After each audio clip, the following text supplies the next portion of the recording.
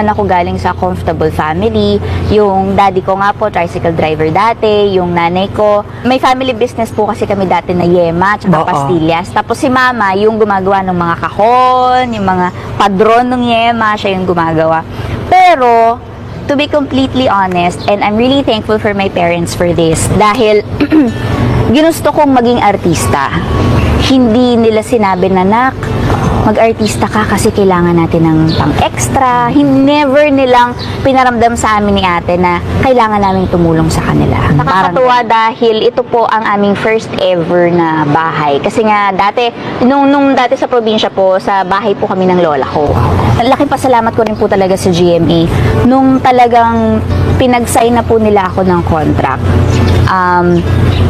At sigurado na ako na may trabaho ako in the next 10 years, pinatigil ko na po yung parents ko. Kumbaga si daddy, sumasama na lang po sa akin. So, nung medyo umokay-okay naman na po yung income, sabi ko, hindi na kailangan. Kasi nga, kaya ko naman. Kasi ako, I grew up in a Chinese high school. And diba, like, as we know, like, yung mga Chinese medyo into business talaga.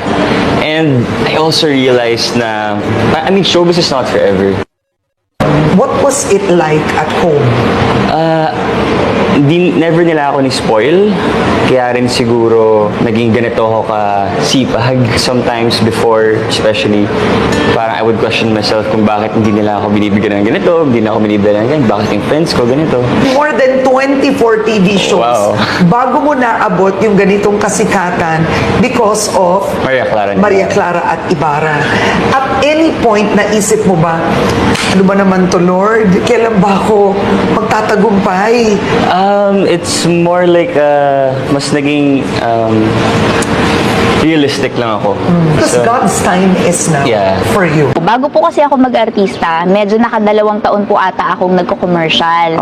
Tapos from there, nakakilala po kami ng agent na nagsusupply ng extra sa GMA. So, nag-start ka na extra? Opo, nag-extra po ako sa Lupin ni Mr. Richard Gutierrez. Tapos, nag-audition po ako as Young Marimar kay Miss Marian. Kamukha mo si Marian! Oh my gosh! Thank you naman po. Grabe naman. So, isipin mo, nagsimula kang extra? Super unexpected kasi yung showbiz. Kasi, like, hindi naman ako lumaki ng crush ng bayan. I don't know, it just really happened. I was just walking along Bora, tapos biglang may lumapit sa akin na agent, and he asked me whether I could be na-surprise din siya, nagulat din siya na, ha? Talaga ba?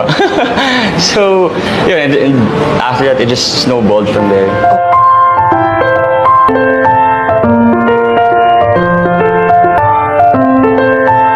Blessed, no? May mga bagay na nakaplano ng mga managers, may nakaplano ng ating mga creative, pero may mga bagay talaga na ibinibigay sa atin ng Diyos. Katulad na lamang ng pagtangkilik sa inyong dalawa dito sa Maria Clara, which I think a lot of people didn't expect.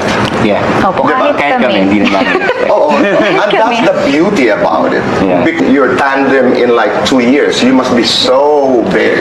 Wow. Diba? Sana nga po.